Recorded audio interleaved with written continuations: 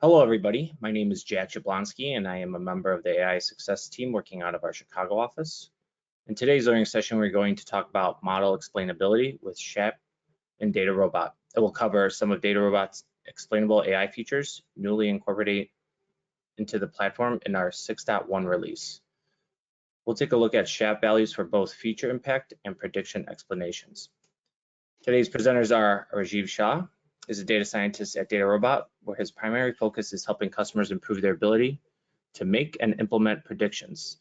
Previously, Rajiv has been part of data science teams at Caterpillar and State Farm. He has worked on a variety of projects from a wide ranging of areas, including supply chain, sensor data, actuarial ratings, and security projects. He has a PhD from the University of Illinois at Urbana-Champaign. We also have Mark Romanowski.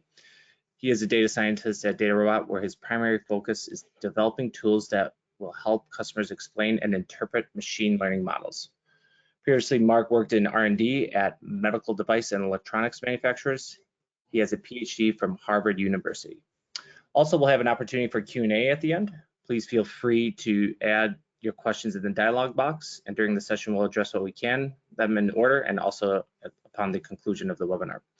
As a reminder, all of these are recorded and available on the community website. If you have any additional questions, you can email us at aisuccess-webinars@datarobot.com.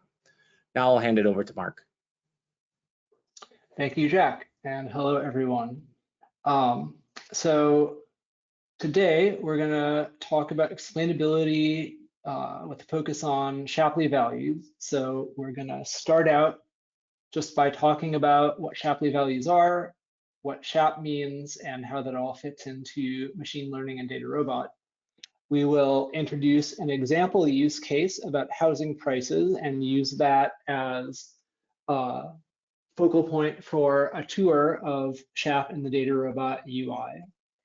We'll talk about the prediction explanation and the feature impact capabilities that Jack mentioned. And then we'll close the loop, try to learn a couple things about the use case from these insights. For those who want to use the API, we have a lot of support for all of these insights there. We'll give a tour of SHAP and the API, and we'll conclude with a few ideas about advanced topics and then the Q&A. So let's get started. So Shapley values are named for this guy, Lloyd Shapley. He was an economist who worked famously in cooperative game theory and trying to answer the question of how to divide a payout among a cooperating team where maybe the members don't make the same contributions. And the system that he developed for doing this is what we now call Shapley values. So the Shapley value for a member, let's call them X, is the amount of credit or payout they get. The total payout is divided entirely, so it's the sum of the Shapley values of the members. And the way he proposed to calculate this is you think about what would have happened with every possible subteam. And then for every subteam that doesn't have X, you look at what happens when you add the member X, see how much value they added in that particular case. And then the Shapley value is the weighted mean of that marginal value over all these possible different subteam scenarios. And Shapley was able to prove that this was the only possible system that would satisfy some plausibility requirements, such as equal rewards for equal contributions from two different players, and giving 0 reward for a player who never contributes to any subteam, and so on. Now, a few years ago, a bunch of machine learning researchers adapted this to the problem of dividing credit for a prediction from a model among different features just by changing the terminology. So instead of a payout, we talk about explanations credit. Instead of members, we talk about features. And so now the Shapley value for some feature X is the amount of credit we give that feature for driving the prediction from the model. Again, the total prediction is the sum over SHAP values over all features plus the model baseline.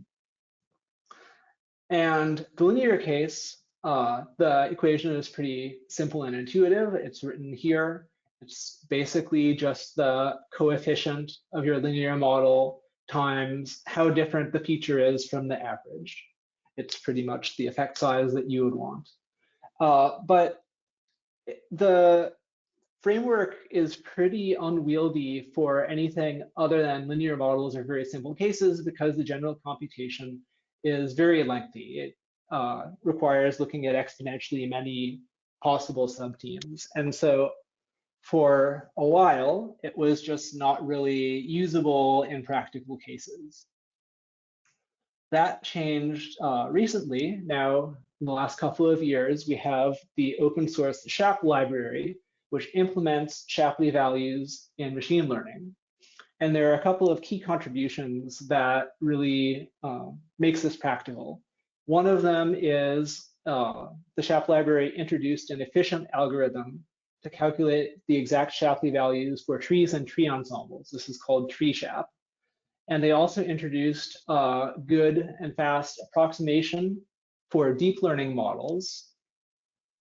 And these are two model types that are sort of notorious for being accurate and high performance, but difficult to understand. So these contributions were really welcome.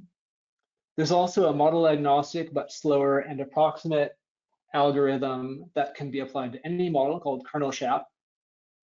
And of course, there's the linear SHAP framework that I showed on the previous slide. And now we have built all of these into DataRobot. So we can get SHAP values for the model types I just mentioned, linear, tree ensembles, and deep learning models, and multi-stage combinations of these types. And we've built it in to work with whole blueprints, not just individual model components. So this is very exciting, and you can use it right now. Hey, Mark, does this make sense to talk about the open source stuff now, or should I wait? Sure. I think this is a fine time. I don't have the sharing privileges, so you're gonna have to roll with me if that's okay. No worries. So I'm a big fan of the open source kind of SHAP package that we have. I think you can probably go to that next slide if you want to. Okay. And if you just Google the SHAP GitHub, so partly is I always wear the professor hat, and so I want to kind of also teach people how to read open source packages. So if we look at this package, you'll see it has lots of stars, so it's a very well-known popular package. It has lots of forks. But if we take a look at it, for example, releases, you'll see that the last release here was on February 27th. And for those of you that kind of know much about SHAP, it was developed by Scott Lundberg, who built it as a graduate student. He published several important papers on it, and he now got a job a few months ago over at Microsoft Research. And so what's happened is as he's been able to build a very successful package, but he's also moved on. And if you click on the issues, and this is always one way I always judge kind of a package, is what the ratio of open issues is to closed issues. And here you can see there's a ton of stuff that's open, right? So this is the problem, is if you jump into starting to use the SHAP package right now, and you start having problems, and lots of people have, issues, there's no one right now that's stepped up to help. Hopefully somebody at some point will kind of take over, or a group will take over this and kind of better manage this. But right now, you're a bit lost, and you'll have to dive into the source code if you really want to take advantage of the SHAP. Fortunately for DataRobot, we have folks like Mark that have taken the time to implement their own stuff. But let me give you a comparison, just to a kind of a much better behaved package. So can you Google the TensorFlow R package? And so this is one I have personal background with, so I kind of know this. And if we look down, you'll have to just scroll down. No, not the top link. It's if you scroll down a couple, there's a GitHub link. Yeah, right here. There we go. And if we take a look here, right, it's not as popular, right? This is R Stairfoot. But if you look at the issues here, look at the difference, right? There's only 22 open and 260 closed. which tells you that as people are having problems with this, they're getting quickly addressed and closed. Now, in this case, we have RStudio is paying their full-time developers to continue maintaining the package if you look at the contributors there. But it's just an important thing to kind of start thinking about when your team is starting to rely on open source is, something's going to go wrong at some point, and how long is it going to take to fix it, and what's the learning curve going to be there for that? All right, off my soapbox. You can keep going, Mark. Thanks, man. All right, thank you, Raj. It's a good point, though. So yeah, at DataRobot, we have done a lot of work to get this seamlessly integrated into the app. So I think it's working quite well at this point. So there are great reasons to use SHAP. It has some important benefits. It's fast for many blueprints, including complex tree ensembles and deep learning networks. The additive explanations are nice. They're concrete and intuitive. They are in the units of prediction. So you know exactly how many dollars or whatever the different features are contributing to a prediction. And this is the open source. So if you have stakeholders who need to be able to audit deeply and in detail, the open source library does make that doable. It has some limitations that are important to be aware of at this time.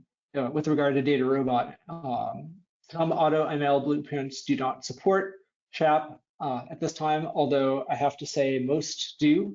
If you look at a typical leaderboard, the things that are usually winning are things like complex tree ensembles, like gradient boosting machines, like deep learning Keras models, and these are all supported for our SHAP insights. We currently don't have SHAP supported for time series projects or multi-class projects. And there is a little asterisk on additivity for binary classification problems. SHAP does work in this case, but there's an extra step for interpreting the additivity properties. So with the background set up there, I'm going to introduce our example use case about housing prices. I found a data set on the Kaggle Open Datasets resource that deals with Beijing housing in the last decade or so, and it includes features typical for a housing data set, things like when a sale was made, how many square meters the property is, what the surrounding community is like, what floor the property is on, fact about elevators, and so on. And the target that we're trying to predict is just the total price of the transaction. I ran the autopilot, and the model that won the leaderboard is shown here. It is a light gradient boosting machine that is boosting on elastic net predictions. You can see it's reasonably complex. And a model like this, it can be tricky to understand, but this is exactly the use case for prediction explanations and feature impacts. So SHAP will come in handy. As we look at this, a few questions to keep in mind. For each row, we want to know, of course, what do we think a property would sell for, but also which features drove that prediction the most? Or to put it another way, which features, if you changed them, could change the outcome? And then for the model overall, we want to know which features matter the most in general. So I will now switch to our app to give you a quick live tour of how the UI works. So here's that model that I mentioned, light gradient boosting on elastic net predictions. To start looking at SHAP explanations, all we need to do is go to Understand and Prediction Explanations tab, and we'll see this preview chart. So on the left here, we have a distribution of predictions from the model over the validation data. And a few specific points that might be interesting to look at have been marked on the distribution. This one that's highlighted is near the top of the distribution. You can see the prediction is that's 975. This is times 10,000 yuan. And then this strip of arrows shows the different contributions. So the red arrows are features that push the prediction up. And in order to get a high value of prediction, of course, most of the features have to push in a positive direction. You can see that there is also a feature that shows a blue arrow. It's pushing in the negative direction, but the net effect is, of course, strongly positive. The different arrows are also labeled. So you can see that the biggest single influence here is the year of the transaction. The next biggest influence is the number of square meters of the property, then the community average. That's the average price in the surrounding community. These are all totally plausible major influences for housing price, right? When the transaction happens, because prices often rise over time due to inflation, size, and neighborhood. And then we see another couple of features that deal with the internal details of the property, how many rooms it has, the ratio of residents to stairs. And then to keep the chart readable, we do calculate all of the other features, but we bucket them together in this category, sum of all other features. So because the SHAP values are additive, we just sum them all up. And I'll show you in a minute or two how to inspect the features that ended up in this bucket if you want to go deeper.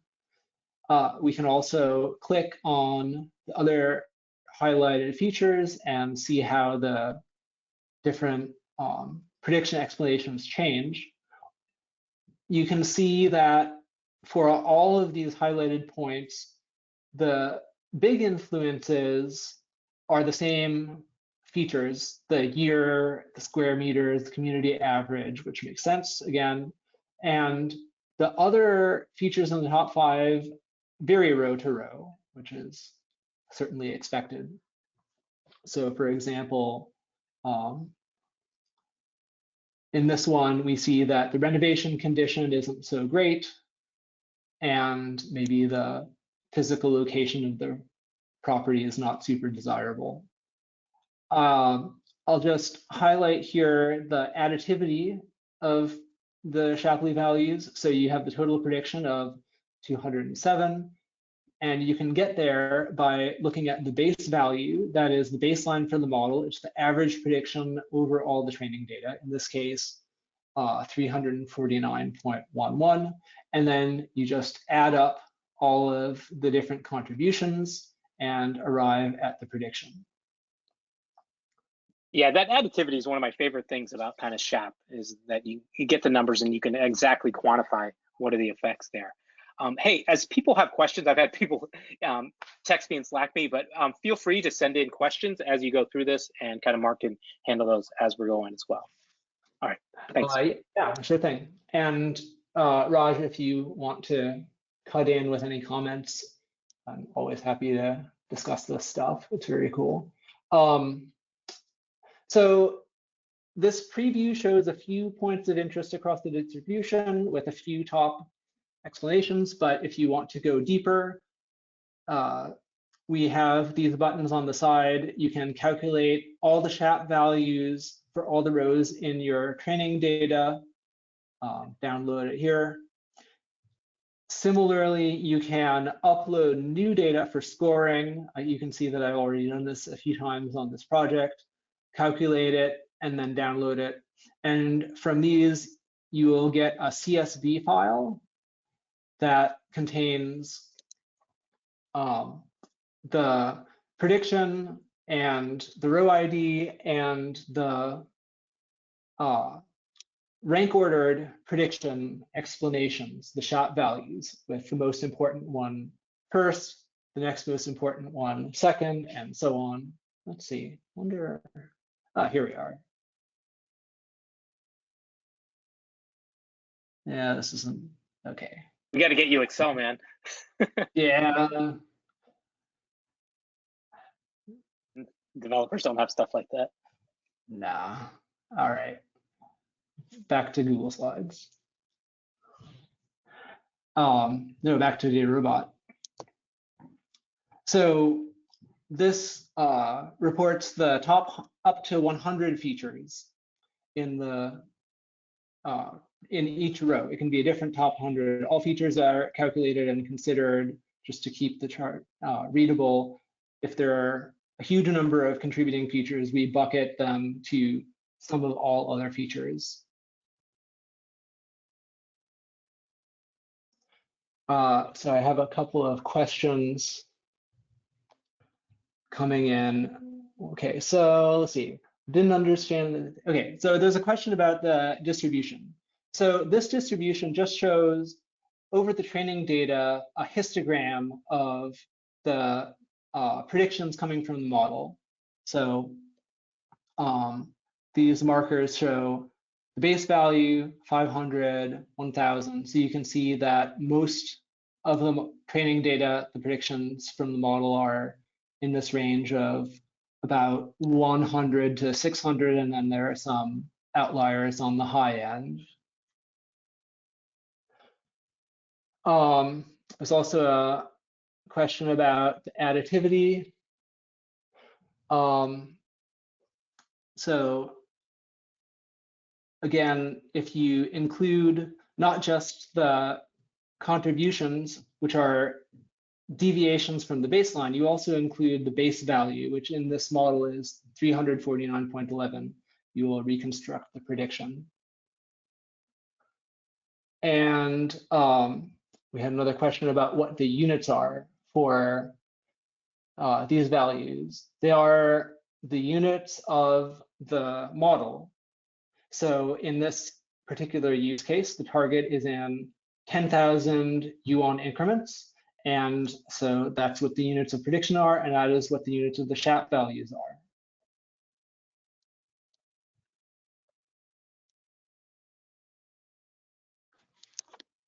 So let's see. I think that's about all I want to say for the prediction explanations as such. Once you have, no, I'll go back to the slides for a moment.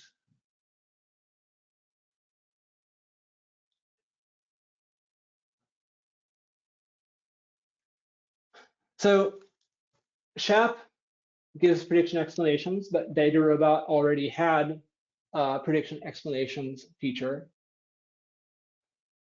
So it's worth looking at how these are different. The existing prediction explanations are from an algorithm called XEMP. They are the existing standard for DataRobot. It's model agnostic. It works for all model types. The SHAP prediction explanations are new in 6.1, and they work with most of the top scoring models, but as I mentioned, there are a few gaps. And the other thing to understand here is that these are algorithms that have similar goals, but they are done in different ways, and so they're not going to quantitatively match up. They'll generally find the same features as important influences, but you're calculating them in a different way. You're going to get different numbers for the answers. The XEMP algorithm is based on a local partial dependence plot. You're looking at how the prediction changes compared to exemplar values from each feature. The SHAP prediction explanations are using the different SHAP algorithms that I mentioned.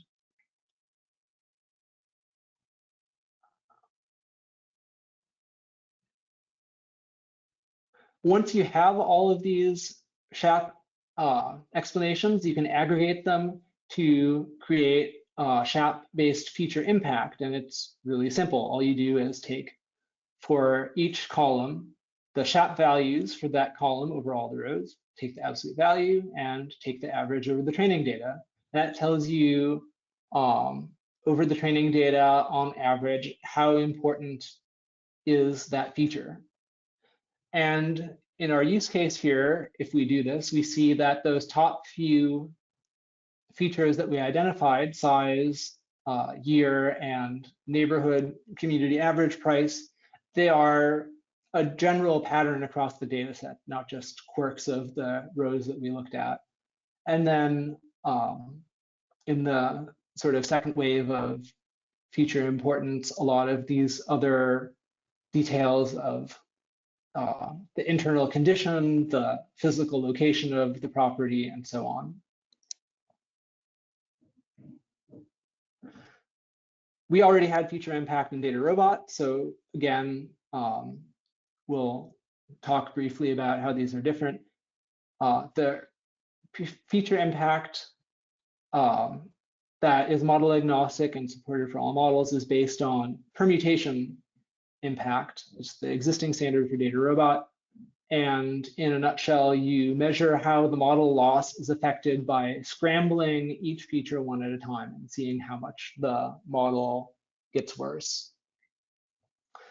In contrast, the SHAP feature impact, again, supported for most of the high-performing models, but not truly model agnostic yet. It measures how much a feature tends to move predictions away from the baseline, without specific reference to how good the model is as a result, just how much is it affected. Again, these are different algorithms that give generally similar results, but not identical. You should not expect them to match up precisely. Can I chime in a little bit on this? Sure. So there's a couple of things. So one of the things is between the SHAP and the permutation, they have differences, in like all interpretability tools, they all kind of measuring things differently. When it comes to between permutation and SHAP feature impact, which one you kind of prefer? For me, it's a little bit of what you're trying to do.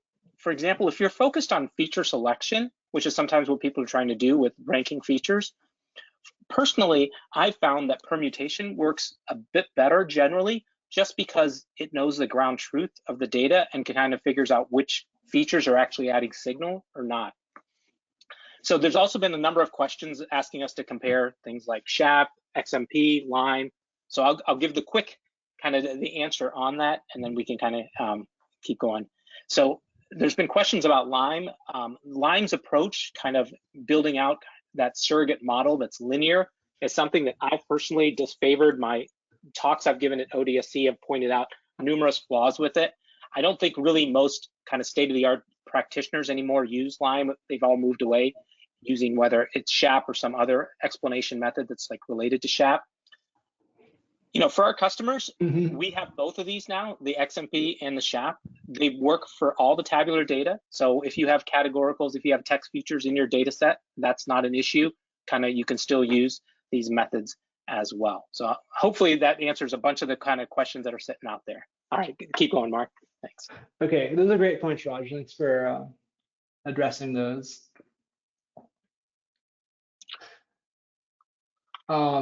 So one last component of the UI, DataRobot has great capabilities for deploying models for low latency prediction, and SHAP is supported in those deployments now as well. If your model on the leaderboard supports SHAP, you can put it into a deployment and get either plain predictions or predictions with prediction explanations based on SHAP, whichever your use case requires. To do this, I would recommend you start with our code snippet here. So you just need to navigate to the particular deployment, click on the integrations tab, and then make sure to check this box for prediction explanations.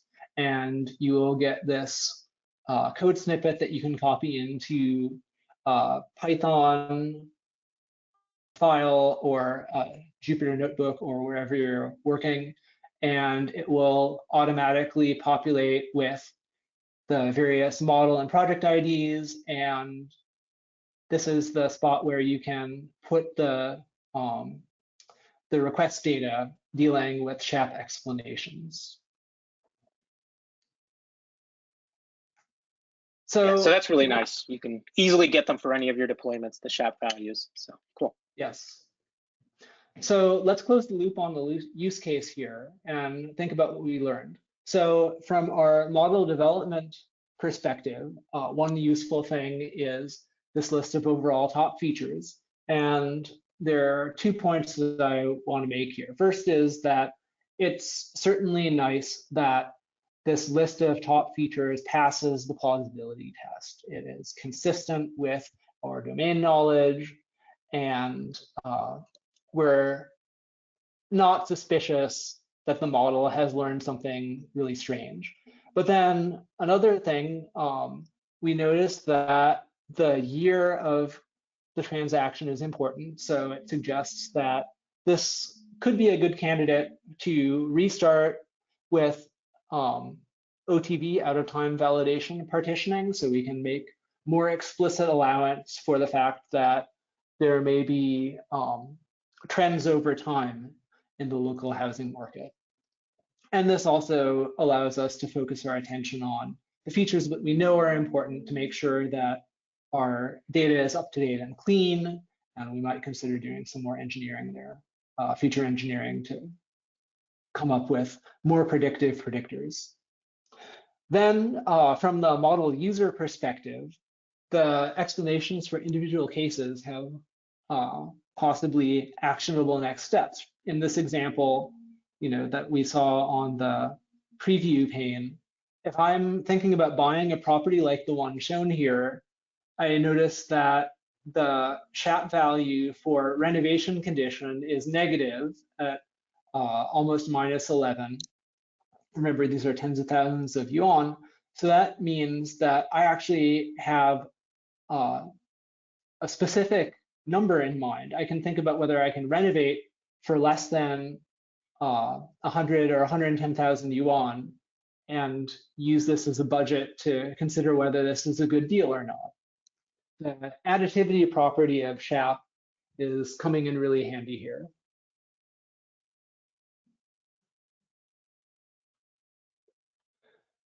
Let's see.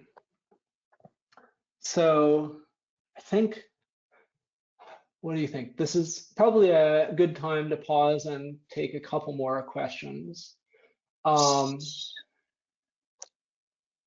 So we have a question coming in about how computing the SHAP value impacts the model creation and the computation of predictions. So in terms of model creation, it doesn't really impact very much. The model fits the way it would without SHAP, and then we just point the SHAP explainers at the finished model once it's finished, and it doesn't really add very much overhead. In terms of calculating predictions, there are 2 answers here. One is if you don't request the SHAP explanations, then it costs no time. It just is the output of the model. If you do request the SHAP explanations, then you're asking for a bit of extra computation, and it takes a bit of time, but a pretty reasonable amount. It depends on the complexity of the model. It depends on the model type. Generally, wide and deep tree ensembles take a bit more time to compute, but it's not a huge amount of time. It's some multiple of the time to predict a single row, not like tens of thousands of times. Yeah, you've got it working quickly. So. Yep. Are there any other questions you want to dive in here? Why don't you finish the other stuff and then we can come back to the questions? Sure. I think. Yeah. All right. Sounds good. Okay, so I gave you a tour of SHAP in the UI. There's a whole parallel set of support in the DataRobot Python client. So it's useful for people who want to automate this kinds of analysis. We've got SHAP Feature Impact. It's pretty much the same as what you would get if you clicked the export button from this chart in the UI. We've got the SHAP prediction explanations formatted and ranked. It's just the like what you would get if you clicked the calculate and download button in the UI. Or alternatively, you can choose your own top N features. So if you want to look at the top 10 or top 15 instead of the default top 5, this is the way to do that.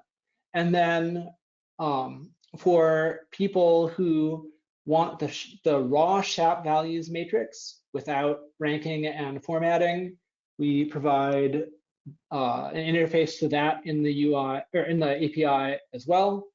There's minimal formatting, there's no rank ordering, there's no limit to the number of features that are returned in this case. And if you have a complex use case where you want to do math on the SHAP values or you want to make your own custom visualizations, this is a great starting point for that. We have a demo script that highlights basic use for all of these different things. I'll pause here and switch to another tab and just quickly page through this. So I've got this in a Jupyter notebook. And all of these things can be done in a few lines of code. So we just need to import the libraries and connect to a project. In this case, I'm showing the results from the project that I was demoing a minute ago in the housing data. If you have a bunch of models, you can query them to find out which ones support SHAP. And then we have, with just a couple of lines, the SHAP impact, which shows you the normalized or unnormalized feature impacts. We can look at the explanations for the training data. And as I said, you can also ask for different numbers of top N predictions. So in this case, I asked for the top 10. We've got in each row the top explanation, the next one, all the way down to the 10th most important. And then, of course, the bucket for SHAP remaining total, all of the features that didn't make the cut in that particular row.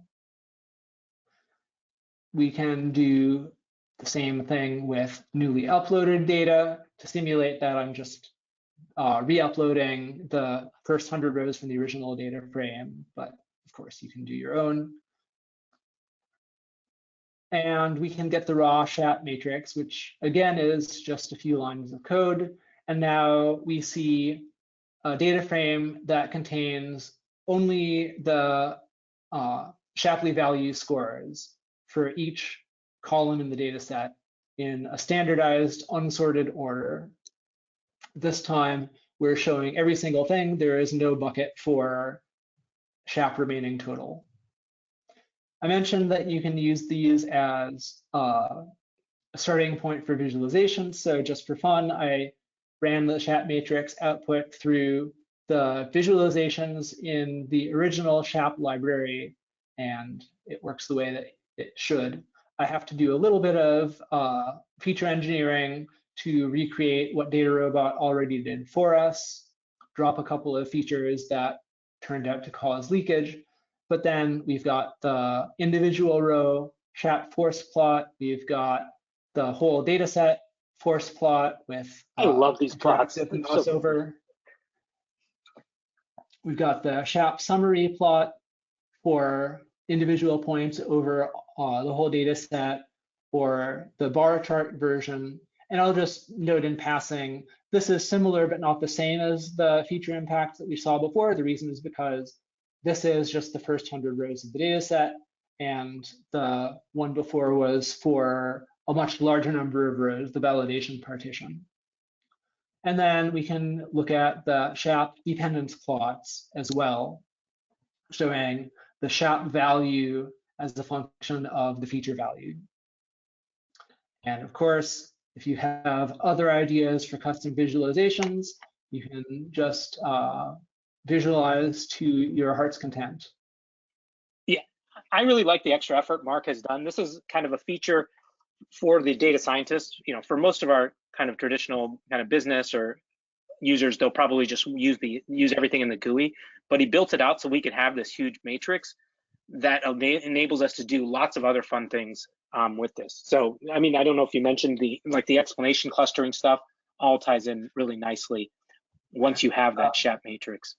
Yeah, absolutely. And the explanation clustering, we actually have a link to that in just a couple of slides. So for people whose interest has been piqued, that is a great presentation that Raj gave a couple of weeks ago.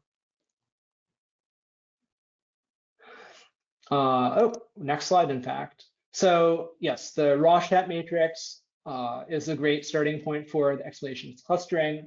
We have a couple of scripts available on the DataRobot community GitHub, same places that you can find the script that I just showed you. If you want to see more of the details about the SHAP library visualizations, there's a link here to follow that. An interesting use case that you could also do with this kind of SHAP matrix data, you can monitor it over time and see if there's a shift in the most important explanations. Scott Lundberg, the principal author of SHAP, had a journal paper that's linked here that walked through this use case, and it was really interesting. So recommended reading there. And that concludes our tour of model explainability with SHAP and DataRobot. So we've had more questions in this webinar than any other. So I've tried to answer a ton privately, but I'll kind of hint some of the big themes on some of the questions. One is kind of helping people decide between kind of SHAP and the traditional way we've had explanations inside DataRobot. Is one replacing the other? Kind of how should people kind of navigate that? Is kind of one big broad of questions. And then another broad questions comes around kind of binary classification and how we're handling those. So I've had multiple questions on both of those topics. How does that sound to start off with, Mark? Sure. Which one do you prefer to start with? Let's do the general one first. Is SHAP gonna replace everything else that we had in the past inside DataRobot? Okay, so the answer to that is no. We're keeping the existing XEMP prediction explanations. We're keeping the existing permutation feature impact. Raj, as you mentioned, there are sometimes use case reasons why you might prefer one over the other. For feature selection, as you pointed out, you're trying to select the features that most help the model predict well relative to the ground truth. So it makes sense to choose those based on a metric that uses the ground truth. If you have a model as a given and you want to understand what it does when you exercise the inputs, then SHAP is the more direct answer to that question. The other factor here is that there are some models that don't work well with SHAP. And if you are using one of those, then you still need explanations and impact. And so XEMP and permutation are there for you. So we're keeping those around. Yeah, I mean, my short answer is, right, there's just not a good model agnostic version of SHAP that runs quickly right now. So kind of our approach that we've used for kind of the exemplar-based model predictions in XMP kind of works much nicer. The other thing is what I see is when I talk to data scientists that traditionally haven't had explanation technologies available to them, they're really pushing SHAP. But most of our customers are used to explanations. We've had it in the platform for several years. We've had explanations. And so the desire really for moving to SHAP for most of those customers are really a small segment of those, typically in insurance or regulated industries, where they have to make sure their explanations meet some type of validation criteria. And so those are the people that we largely see kind of jumping and moving to SHAP. But yeah, we'll kind of see how this plays out, kind of what people kind of want to go to, but we'll have both. Yeah, that makes sense. If you have auditors or regulators, you should probably listen to them when they tell you which one to use. All right. There's a whole other set of questions that want to kind of use DataRobot, see the code. So let me kind of sum this up. If you're new to DataRobot, you want to try it out, there's a trial version of DataRobot that's available. If you go to our homepage, you'll see a big button, try DataRobot. You can go and give it a shot. As kind of after we finish the webinar, we'll post this video publicly. We'll also send an email to everybody with the link to the video, as well as the links to the GitHub library, the GitHub notebook that Mark showed. I think we'll also include a library to the SHAP GitHub page, because I think there were some people that wanted to know a bit more about SHAP, and so we can probably add a few resources around that as well. Sure. Sound good? All right. Do you want to go through the binary? Yeah, sure. So this is a very common question.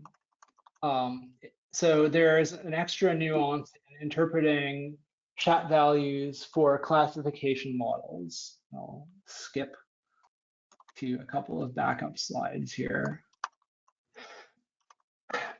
So what often happens is someone runs a binary classification model, looks at the SHAP values, and then says, wait a minute, these values do not add up to 0.603 or whatever the particular value is. The reason is because of the link function. So most classification models and some regression models to apply a so-called link function. It's nonlinear. It's usually the logistic function, so common that I just put a plot and equation for it here. This is the logistic function. And what it's for is converting an unbounded linear function to a probability that's bounded between 0 and 1. This is why logistic regression is called that. But even in bounded models like tree ensembles, including a link function often improves accuracy. And so the way SHAP is implemented, it takes the output from the model before the link function. The tree ensemble, or whatever you're looking at, outputs a prediction of log odds, and the SHAP values are changes in log odds, not directly changes in probabilities. And you use the link function to convert the log odds into probabilities. The SHAP value additivity property happens before the link function. So I can just show a little diagram here for how this works. The probability base value is in probability units. To do the SHAP calculation and reconstruct the prediction, you need to convert it into log odds base value just by following over to the curve horizontally. Apply the SHAP values, positive and negative effects, and then convert back into predicted probability. And that's that. This is an incredibly common question. I can't even guess how many issues were posted on the SHAP GitHub repo asking basically this. There's quite a few. I've gone through them. Yeah. So great question. This is how it's done. All right, we're going to finish it up here, but one of the questions was, what about correlated features? How does that come into play when you're dealing with SHAP values? Okay, that's also a great and interesting question. So correlated features are an issue to keep track of with machine learning models in general. The core of the problem is that if you have strong correlation, say between height and weight or age and height, your machine learning model will learn the patterns that it observes. And if you then ask it to extrapolate into cases that it has not observed, things may get weird. Like you may ask, okay, tell me about a patient who's 3 years old and 6 feet tall, right? That's just not a reasonable question. But you may create example cases of that type in the feature impact calculations. So permutation impact, it's a known issue that it can cause features that are correlated with each other to have apparently higher importance than what they should based on the model equation. SHAP values are affected by the same issue, but there's a little bit of built-in mitigation, especially in the case of tree SHAP. The model itself, the structure of the trees, encodes some of this correlation data, and because the SHAP algorithm reads directly off the tree, it takes into account these correlations to some degree.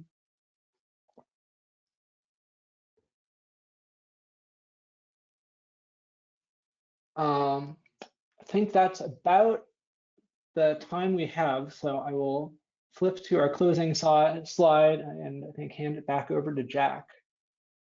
Awesome, thanks, Mark. So as previously mentioned, you can reference this learning sessions, other ones, and future opportunities to register for other learning sessions at community.datarobot.com. Just as a reminder, this community also features a learning center where you can collaborate and share ideas with fellow peers and DataRobot experts. I want to remind everybody also that we have an awesome webinar coming up for next week on Tuesday, the 21st, around visual AI. So please feel free to go to the website on the community site and register for that upcoming session for next week. And going forward, any additional questions, please email us at aisuccess-webinars@datarobot.com. For some of the questions that we did not address, we'll try to post them on the site when this is available for download in terms of the recording, and then we'll look to address those questions there. So going forward, please reference that page if you had some questions, and we'll look to address them properly going forward. Thank you, and have a great day, everybody.